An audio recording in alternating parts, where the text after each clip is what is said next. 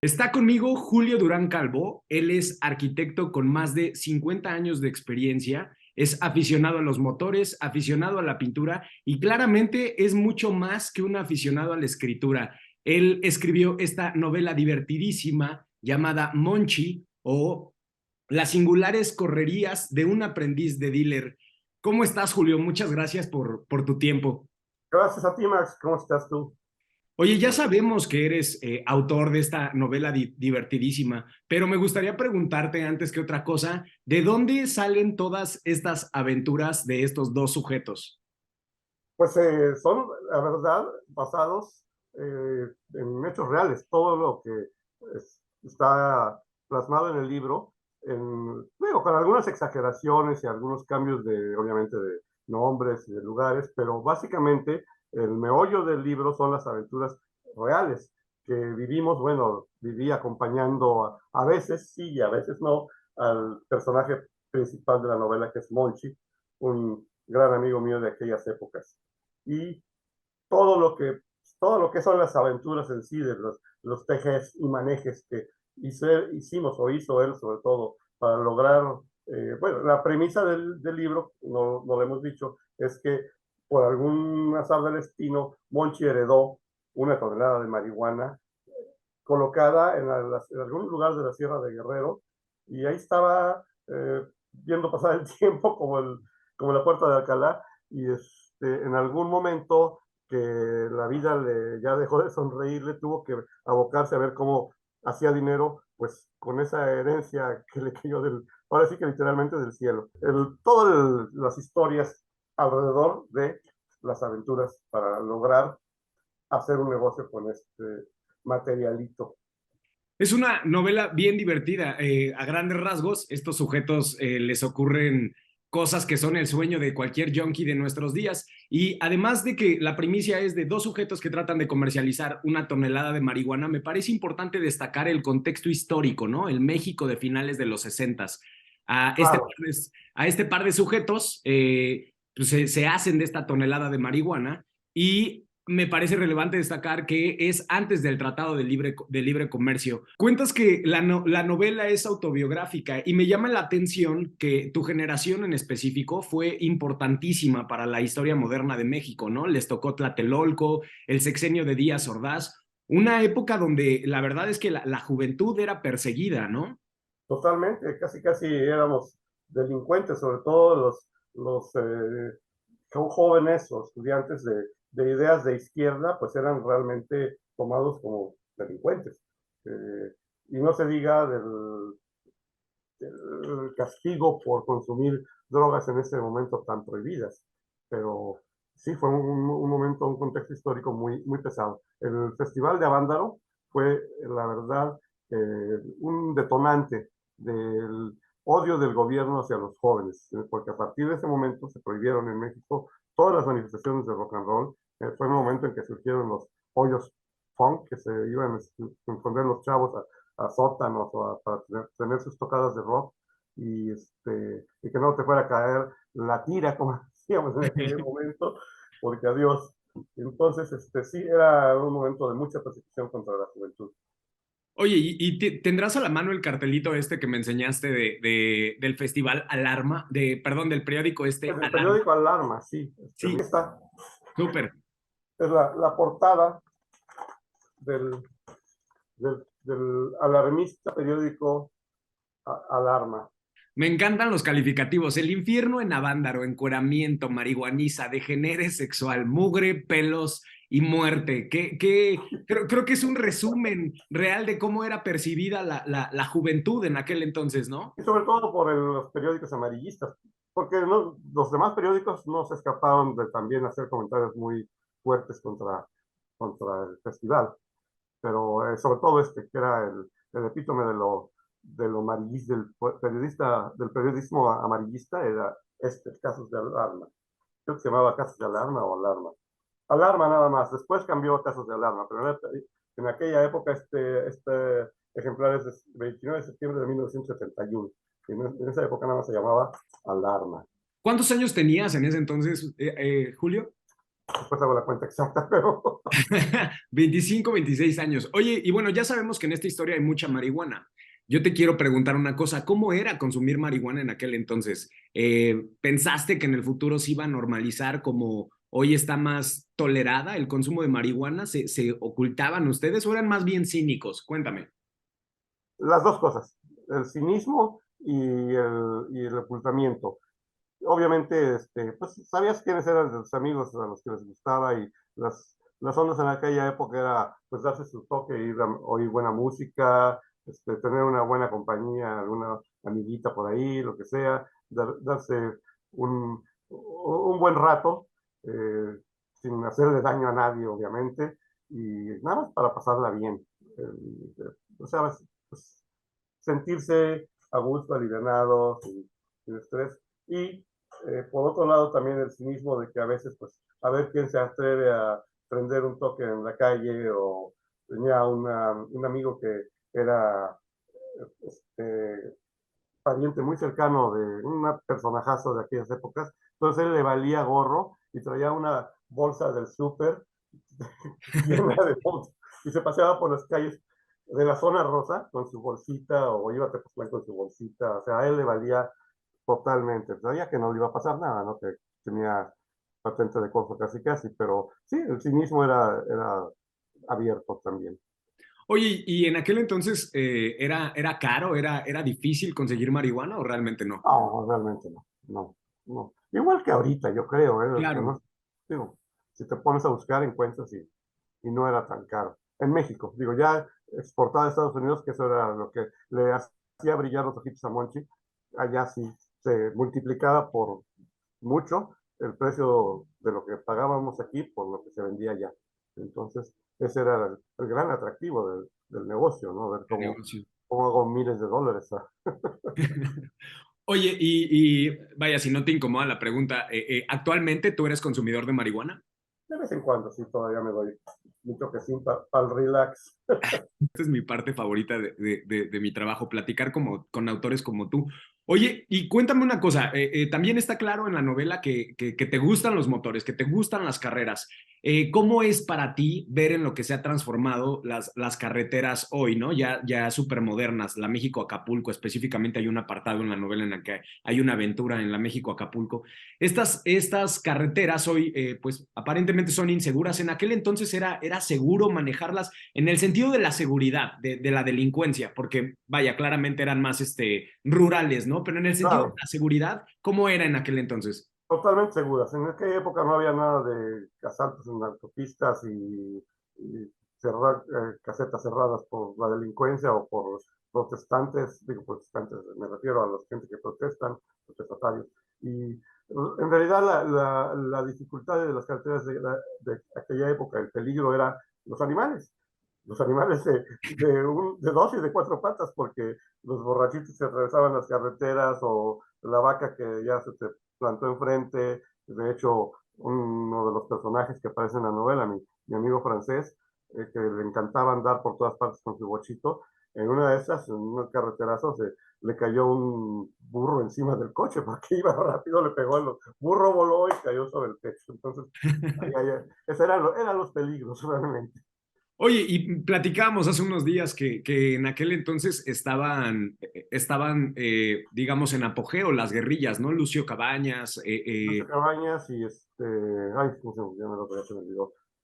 Bueno, eran las guerrillas de gente que había estudiado Genaro Vázquez Rojas. en Naro Vázquez Rojas. Los dos fueron alumnos de la Normal de Ayotzinapa, que ahorita ya ves que está todavía en el Candelero, con eso de los 43. Entonces ellos fueron de los primeros, la primera generación de aquella, de la escuela, que realmente se levantaron y se levantaron en armas, no nada más en las Claro. estas. Se levantaron las armas y se hicieron guerrilleros.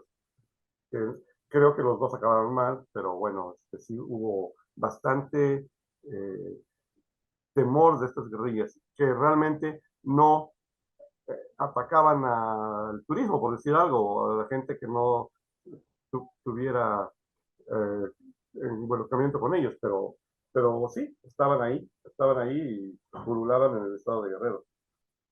Y nunca hubo ningún problema con ellos, ¿no? O sea, No, no, realmente no, no.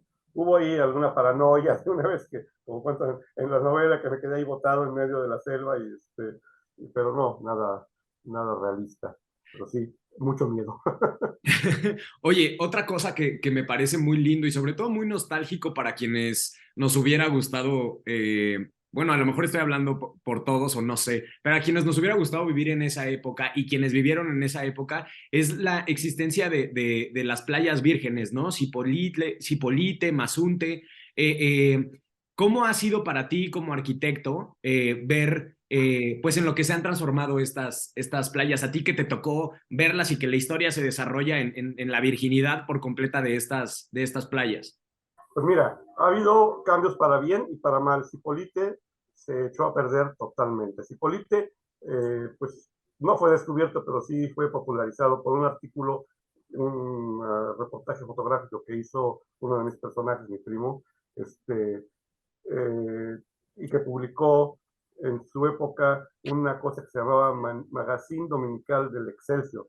Era una revistita que los domingos salía en el Excelsior, donde hacían reportajes de viajes por el estilo. Entonces, él publicó en este magazine el reportaje sobre esta playa virgen que había descubierto sus correrías, y pues había una comuna de hippies y había encueramiento y había amor libre, y entonces todo esto lo plasmó en el artículo, y al día siguiente ya estaba lleno aquello de gente que quería ver si era cierto, ¿no? La chamacada que luego vamos a ver con el morbo completo, y de ahí para el Real se echó a perder Cipolite, ¿eh? Esa villa se me hace sucio, descuidado, gente pues no tan buena onda como la que había en aquella época. Mazunte ha sido más respetado y aún desde el punto de vista arquitectónico, pues, tiene cosas muy bonitas, muy sencillas pero muy bonitas. Y pues Puerto Escondido es lo mismo de siempre, es un pueblo grande sin mucho chiste excepto para los surfistas que van allá a la playa de Cicatela. Y sí, realmente el cambio fue negativo para mi punto de vista. Sí, claro. Oye, y también en tu novela hay pues habla mucho de la libertad sexual y me llama la atención porque, bueno, en esa época estaba de moda el verano del amor y estas cosas, la onda hippie, pero me da la impresión como millennial que pues en aquel entonces la sociedad mexicana era como más reprimida, ¿no? Como más mocha en el sentido de la libertad sexual, pero en tu libro parece que no es así. ¿Qué me puedes comentar al respecto? Mira, yo creo que dependía digo, aunque suene un poquito sangroncín, pero que dependía del estrato social en el que te movieras. Claro, Definitivamente era muy reprimido, muy retrógrado, muy persignado, muy mocha la cosa, pero de cierto nivel social y de cierto nivel cultural para arriba se daba con mucha más facilidad. Sobre todo gente jóvenes que pues, habían viajado, que habían estado inclusive en San Francisco viviendo de hippies o qué sé yo, y que regresaban a México con ideas revolucionarias que pues en cierto estrato social eran muy bien aceptadas y hasta, o sea, eran parte del show, ¿no? Pero sí, definitivamente, yo diría que la mayor parte de la gente de la sociedad de aquella época estaba muy reprimida, definitivamente. Sí, claro. obviamente que en el libro suena como que sí estaba todo muy, muy abierto, pero no, estaba abierto en ciertos círculos, digámoslo así. Qué lindo, qué interesante. La verdad es que la época en general a mí me parece fascinante. Me hubiera encantado vivir en esa época. Oye, te quiero preguntar también otra cosa, porque hay una carga importante de tu afición por los motores, por las carreras. ¿Todavía tienes afición por los motores, por un lado? Y por otro lado, me gustaría preguntarte, me da la impresión de que los autos que retocaban lo hacían fácilmente. ¿Había algún tipo de, cómo decirlo, de escuela, de estudio, o era más bien sobre la marcha, ir equivocándose? Cuéntame.